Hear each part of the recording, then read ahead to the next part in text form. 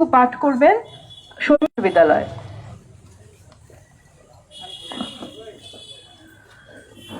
একটি চরম নিপীড়নমূলক ও ফ্যাসিস্ট সরকারের বিরুদ্ধে সরকারি চাকরির কোটা সংস্কারের দাবি নিয়ে জুলাই মাসের প্রথম থেকে বাংলাদেশের আপামর শিক্ষার্থীবৃন্দ জন আন্দোলন শুরু করেন। বৈষম্যের পরিবর্তে সাম্যের দাবি তোলায় তাদের শিকার হতে হয় নির্মম জুলাই হত্যাকাণ্ডের। সরকারি হিসাবে ৩০০ জনের বেশি এবং বেসরকারি হিসাবে ১,০০০-এরও বেশি শিক্ষার্থী, শিশু থেকে বৃদ্ধ, পুরুষ ও নারী এবং সকল শ্রেণী পেশার নাগরিক, আইন শৃঙ্খলা রক্ষাকারী বাহিনী ও আওয়ামী লীগের অঙ্গ সংগঠনগুলোর গুন্ডাদের হাতে নৃশংস নারকীয় হত্যাকাণ্ডের শিকার হন। ক্রমবর্ধমান নিপীড়ন ও নির্যাতন, খুনের মুখে আর স্বৈরশাসক শেখ হাসিনার অনুসারীদের হিংস্র গোয়ার্তুমি আর প্রতিশোধ পরায়ণতা আর অব্যাহত হামলার প্রতিক্রিয়ায় শিক্ষার্থী আন্দোলন একটি গণ অভ্যুত্থানে রূপান্তরিত হয়। পরিণামে শিক্ষার্থী নাগরিকদের অবিস্মরণীয় বিদ্রোহের মুখে গত জুলাই হত্যাকাণ্ডের মূল নির্দেশদাতা ফ্যাসিস্ট এবং স্বৈরশাসক শেখ হাসিনা পদত্যাগ করে দেশ ছেড়ে পালাতে বাধ্য হন। দীর্ঘ ও ভয়াবহ নিপীড়নমূলক স্বৈরশাসন থেকে এই মুক্তি অর্জনের জন্য তাই বিশ্ববিদ্যালয় শিক্ষক নেটওয়ার্ক বাংলাদেশের শিক্ষার্থীবৃন্দের আন্দোলনের সাথে সম্পৃক্ত সকল মুক্তিকামী জনতাকে উষ্ণ অভিনন্দন ও শুভেচ্ছা জানাচ্ছে।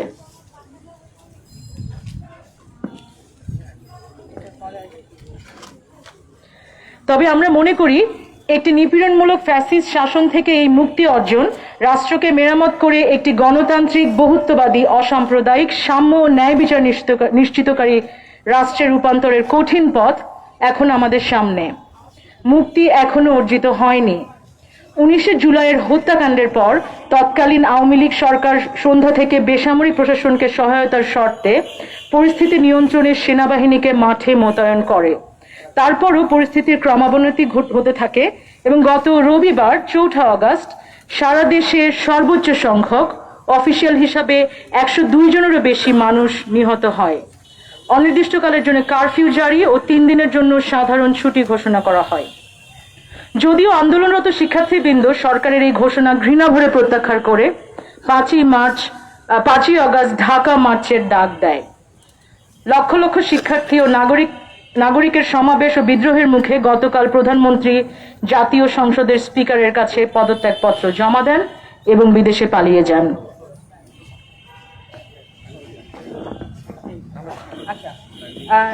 এখন পরবর্তী অংশ পাঠ করবে সাইমন।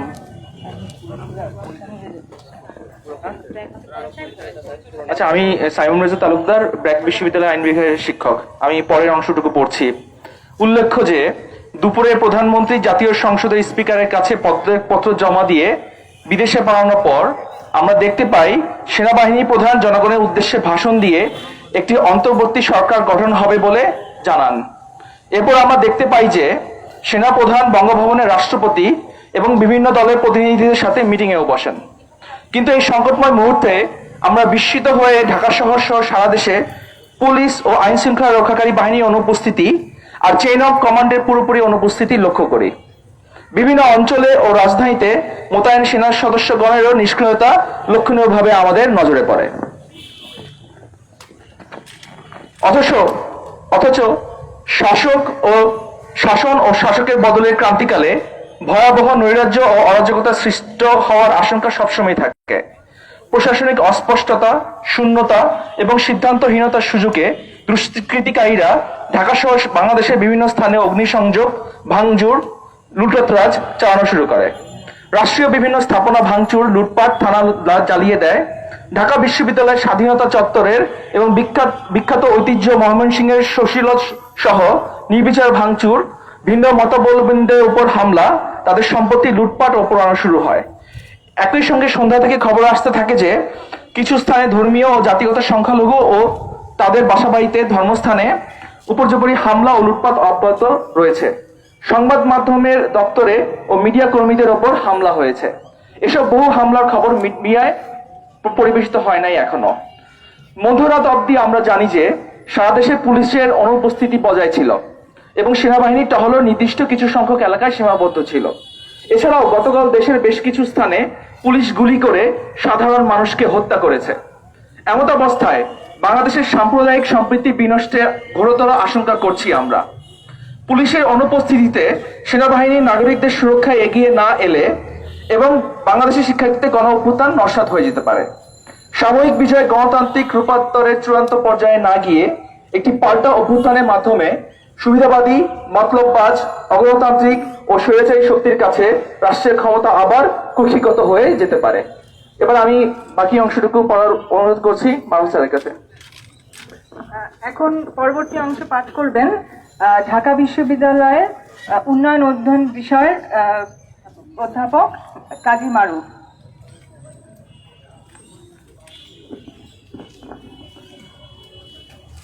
মিডিয়ার প্রিয় সহকর্মীবৃন্দ, আমরা চাই অতি দ্রুত একটি সুস্থ, সভ্য, গণতান্ত্রিক রাজনৈতিক ব্যবস্থা দেশে চালু হবে।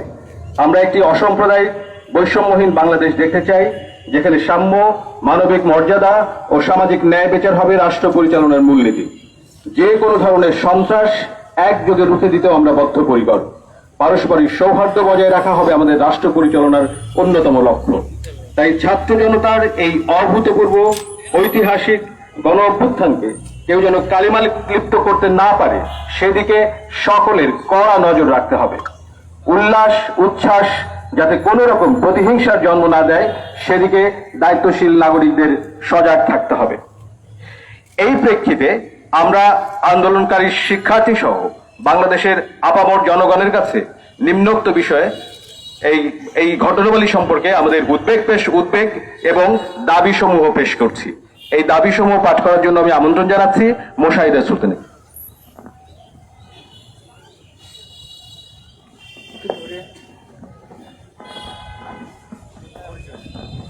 আমি ঢাকা বিশ্ববিদ্যালয়ের অ্যাকাউন্টিং অ্যান্ড ইনফরমেশন সিস্টেমস বিভাগের সহযোগী অধ্যাপক। আমি আমাদের উদ্বেগগুলো প্রকাশ করছি। প্রথমত, বাংলাদেশ বর্তমানে কার শাসনে, কোন বিধি অনুসারে চলছে? সেনাপ্রধানের, নাকি প্রেসিডেন্টের, নাকি স্পিকারের তত্ত্বাবধানে মন্ত্রিসভার অধীনে? ছাত্ররা অসহযোগের ডাক দিয়েছে, তাহলে তাদেরকে বাদ দিয়ে আইএসপিআর কোন ক্ষমতা বলে সকল কিছু খোলার ডাক দিল? গণভবন, বিভিন্ন পুলিশ থানা সহ অন্যান্য গুরুত্বপূর্ণ সরকারি স্থাপনা সুরক্ষায় পুলিশের উপস্থিতি নেই কেন? পুলিশের অবর্তমানে সেনাবাহিনী সুরক্ষা প্রদানে ব্যর্থ হলো কেন? কোন আইনের বলে সুরক্ষা প্রদানে এবং চলমান সকল ধরনের সহিংসতা বন্ধে কোনো ধরনের দৃশ্যমান পদক্ষেপ নেওয়া হচ্ছে না কেন? এমন পদক্ষেপ এখন কে নেবে, রাষ্ট্রপতি নাকি সেনাবাহিনী? সেনাবাহিনীর কাজ হলো গণ অভ্যুত্থানকে নিরাপত্তা প্রদান করা এবং গণ অভ্যুত্থানকারীদের এখনকার কাজ হলো বাংলাদেশের জন্য একটি নতুন সংবিধান প্রণয়ন করা। এটা নিয়ে আলাপ না করে সেনাবাহিনী এই ধরনের আলাপ তুলেছে। সর্বোপরি গণ অভ্যুত্থান সফল করার আন্দোলনকারী শিক্ষার্থীদের সাথে সমাজের বিভিন্ন শ্রমজীবী ও পেশাজীবী শ্রেণী, সিভিল প্রশাসন এবং মিলিটারি প্রশাসনের সমন্বিত আলাপ ও আলোচনা শুরু না করা হলে বঙ্গভবনে বিভিন্ন রাজনৈতিক দলের সাথে আলাপ করার মাধ্যমে জনগণকে কি বার্তা দেওয়া হচ্ছে? পরিশেষে এই গণ আন্দোলনের জন্য যারা তাদের জীবন উৎসর্গ করেছেন সেসব শহীদদের স্মৃতির প্রতি শ্রদ্ধা জানাই। অতি দ্রুত দেশের জনগণের সুরক্ষা এবং সহিংসতা বন্ধের জন্য কার্যকর ব্যবস্থা গ্রহণের দাবি জানাই। এবং অবিলম্বে একটি অন্তর্বর্তীকালীন সরকার গঠন করে এর পরবর্তীতে একটি সংবিধান সভা গঠিত করে নতুন নির্বাচন। এর সাথে আমি যুক্ত করতে চাই, বর্তমান পরিস্থিতিতে যখন এরকম লুটতরাজ এবং সহিংসতা চলছে, এই সময়ে আমাদের শিক্ষক শিক্ষার্থী উভয়ের নিরাপত্তা নিশ্চিত করা একান্ত দায়িত্ব। এই দিক থেকে কিভাবে উদ্যোগ নেওয়া হবে সেই ব্যাপারে কর্তৃপক্ষের দৃষ্টি আকর্ষণ করছি এবং এই ব্যাপারে কি করা যায় সেটা নিয়ে তাদের কাছে আমাদের দাবি যে আমাদের শিক্ষক শিক্ষার্থী সকলের মতামত যেন গ্রহণ করা হয় এবং তাদেরকে নিশ্চিত করা হয়, তাদের নিরাপত্তা নিশ্চিত করা হয়। ধন্যবাদ।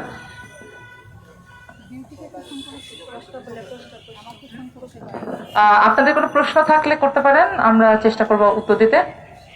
আমাদের মিডিয়া কর্মী ভাই বোনদের যদি কোনো প্রশ্ন থাকে।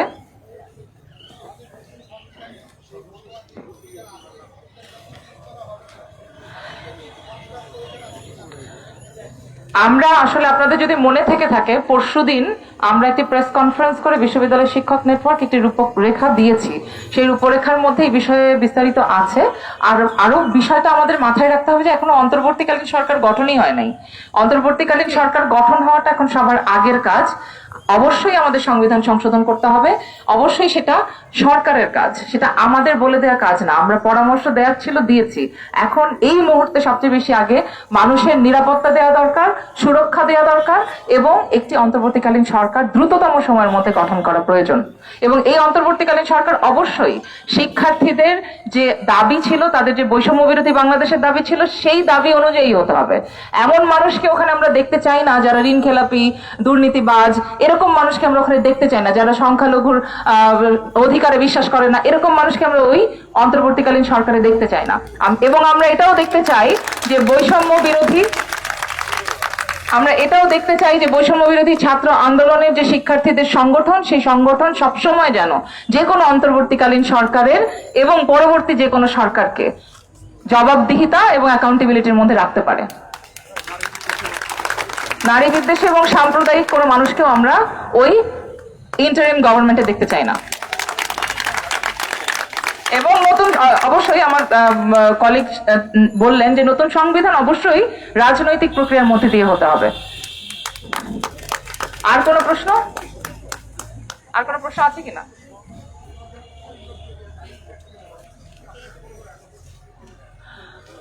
আমরা আমাদের দাবিতে পরিষ্কার বলেছি যে কোন ক্ষমতা বলে আইএসপিআর এটা করতে পারে। এখন কি সেই পরিস্থিতি আছে? সেই পরিস্থিতি নিশ্চিত না করে যদি খুলে দেয়া হয়, তাহলে আমাদের শিক্ষার্থীদের নিরাপত্তা আরেকবার হুমকির মুখে পড়বে, আমাদের শিক্ষকদের নিরাপত্তা হুমকির মধ্যে পড়বে, আমাদের এই যে ক্যাম্পাস, প্রতিটি ক্যাম্পাসের নিরাপত্তা হুমকির মুখে পড়বে। সুতরাং আগে সুরক্ষা, নিরাপত্তা, এটা সবার আগে প্রয়োজন। নাগরিকের জানমালের নিরাপত্তা না দেয়া পর্যন্ত অন্য কোনো কিছুর দিকে আগানো এই মুহূর্তে সমীচীন হবে না।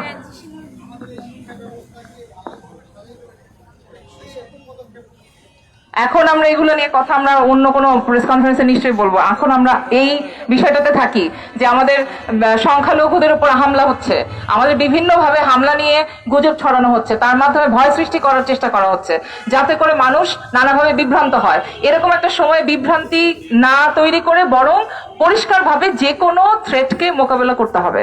কিন্তু এটাও সাবধান থাকতে হবে যে এর মধ্যে অনেক গুজব রয়েছে, অনেক ভুল ইনফরমেশন রয়েছে, সেগুলোকেও কিন্তু কাউন্টার করার বা প্রতিরোধ করার প্রয়োজন রয়েছে। কারণ এই সমস্ত জিনিস ছড়ানো হয়, এটার কিন্তু কোনো স্বাভাবিক প্রক্রিয়া না, এটা কিন্তু একটা অস্বাভাবিক পরিস্থিতি তৈরি করার জন্য করা হয়। প্রশ্ন আছে পেছনে?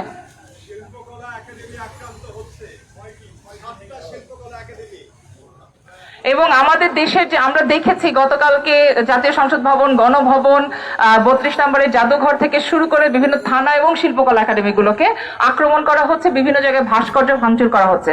এর কোনোটাই কিন্তু কোনোভাবেই, সবগুলোই অমার্জনীয় এবং এগুলো কোনোভাবেই কিন্তু ছাড় দেওয়া যাবে না, কোনোভাবেই হতে দেওয়া যাবে না। সবখানেই এটাকে জনগণকে, যতক্ষণ পর্যন্ত না সেনাবাহিনী এই দায়িত্বটা পালন করছেন, আমাদেরকে সতর্ক থাকতে হবে।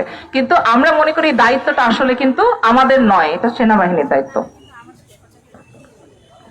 আমি জাস্ট একটু যোগ করতে চাই যে আমরা চাই যে এই যে সরকার তৈরি হবে, এখানে কোনো জাতি বিদ্বেষী, লিঙ্গ বিদ্বেষী এবং কোনো ধর্ম বিদ্বেষী কেউ যেন না থাকে, এটাও একটা আমাদের ম্যান্ডেট। এবং যে কোনো মোরাল যেন না ভাঙা হয়, যা হয়ে গেছে তাদেরকেও বিচারের আওতায় আনা যেন হয়। এবং আর কোনো মোরাল, কোনো রকম সংস্কৃতির উপর, কোনো রকমের কারক সংস্কৃতির উপর যেন কোনো আঘাত না হয়, সেদিকে আমাদের দায়িত্ব এবং সকল নিরাপত্তা দেয় হলো আসলে এখন প্রথম কাজ। সকলকে ধন্যবাদ।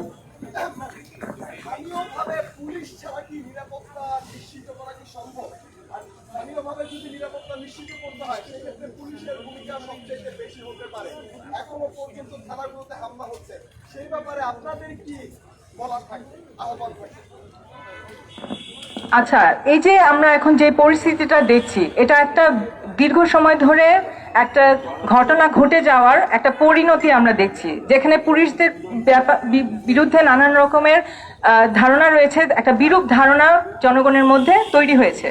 কিন্তু এখন যে বিষয়টা হচ্ছে যে সেনাবাহিনী যখন এই পদত্যাগটা করা হলো এবং সেনাবাহিনী যখন কি সুরক্ষার দায়িত্ব নিল, এখন তো আসলে সেনাবাহিনীর সেটা দায়িত্ব এই বিষয়গুলোকে পর্যবেক্ষণ করা এবং সেই অনুযায়ী কোনো দায়িত্ব নেয়া। তো সেই জায়গা থেকে আমরা যদি এখন বলি যে কিভাবে করবে, এটা তো আসলে আমাদের কাছে জিজ্ঞেস করবার বিষয় নয়। এটা হচ্ছে গিয়ে এখন কে জবাবদিহিতা করবে, আমরা সেই প্রশ্নটাই তুলছি যে এখন যেখানে একটা কারা এখানে নিয়ন্ত্রণ করছে সেই সম্পর্কে আমরা আসলে প্রথমে জানতে চাই, তারপরে পরবর্তীতে এটা কি সম্ভব না সেই দায়িত্ব আসলে তো আমাদের নয়, এটা আমাদেরও প্রশ্ন। সহিংসতার নিন্দা করা হচ্ছে এবং আহ্বান তো জানানোই হচ্ছে, কিন্তু আমি আরেকটা কথা মনে রাখতে বলি সবাইকে যে রাজনৈতিক প্রতিশোধ পরায়ণতার সময় কিন্তু এটা নয়।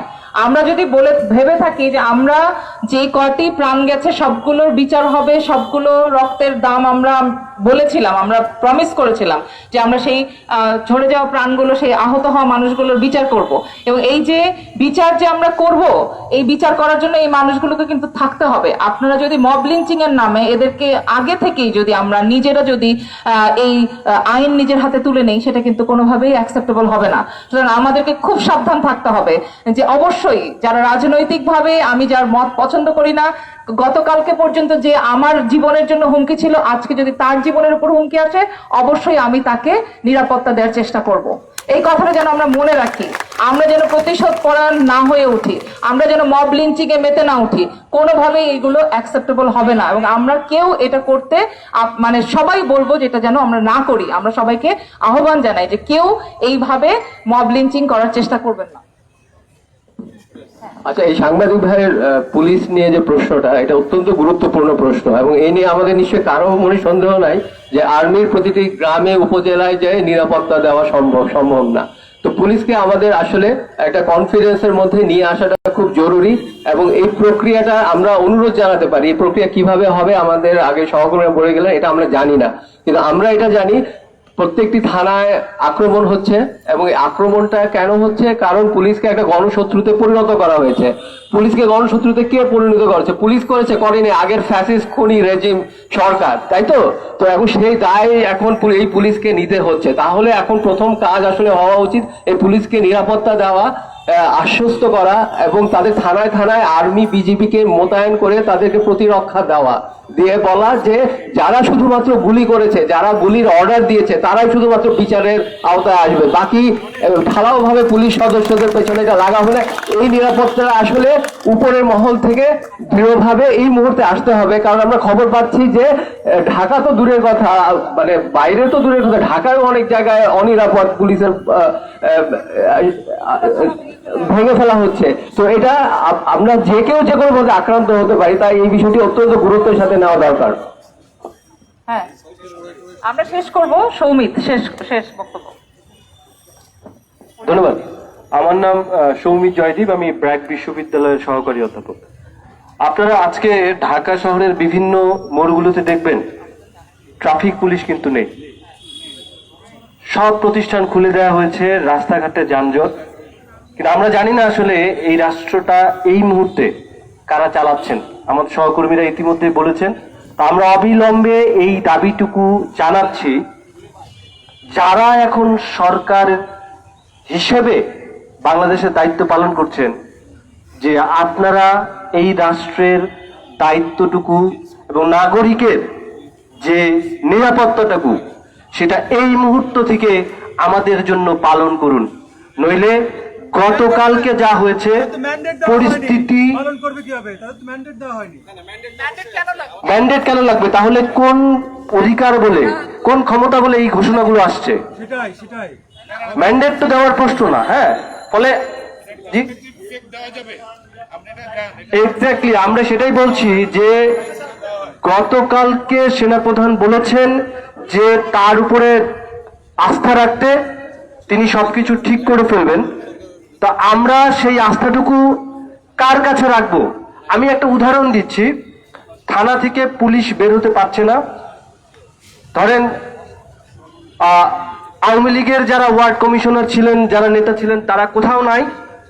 কিন্তু ভিন্ন রাজনীতির যারা এখন আছেন মাঠে, তাদের কাছে অনুরোধ জানাচ্ছে পুলিশ যে আমাদেরকে খাবার এনে দেন, আমাদেরকে নাস্তা এনে দেন। এই নিরাপত্তা বোধ কেন ভুগতে হবে বাংলাদেশকে? বাংলাদেশের পুলিশ যাদের নির্দেশে এই এতগুলো মানুষকে গুলি চালিয়ে হত্যা করলো, সেটাকে তারা যারা এই হত্যাকাণ্ডের আদেশদাতা, হুকুমদাতা, তাদের তো অবশ্যই আমরা দাবি জানাচ্ছি যে তাদেরকে বিচারের আওতায় আনতে হবে। পুলিশকে বলবো, আপনারা থানাগুলো এগুলো রাষ্ট্রীয় সম্পদ, জনগণের সম্পদ, আপনারা দয়া করে মানুষের পাশে এসে দাঁড়ান। মানুষ আবারও আপনাদেরকে তাদের আইন শৃঙ্খলা রক্ষাকারী হিসেবে আপনাদেরকে বুকে আগলে রাখবে। ধন্যবাদ। সবাইকে ধন্যবাদ। আমাদের শিক্ষার্থীদের পক্ষ থেকে বোধহয় একটা ঘোষণা আছে, সেটা ওনারা দেবেন। তার আগে, শেষ করার আগে কারো কোনো সাংবাদিকদের কোনো প্রশ্ন থাকলে, শেষ প্রশ্ন নাই, ওকে, আমরা শেষ করছি। ধন্যবাদ। উপস্থিত সবাইকে শুভেচ্ছা জানাচ্ছি। আসলে আমরা গণতান্ত্রিক ছাত্র জোট, বামপন্থী ছাত্র সংগঠনগুলোর জোট, ছাত্র সংগঠনের জোট, মধুর ক্যান্টিনে আমরা একটা সংবাদ সম্মেলন করব এই চলমান পরিস্থিতি নিয়ে। তো উপস্থিত সাংবাদিক সহ সবাইকে আমরা একটু আসার জন্য আবেদন জানাচ্ছি আর কি, আমাদের জোটের পক্ষ থেকে।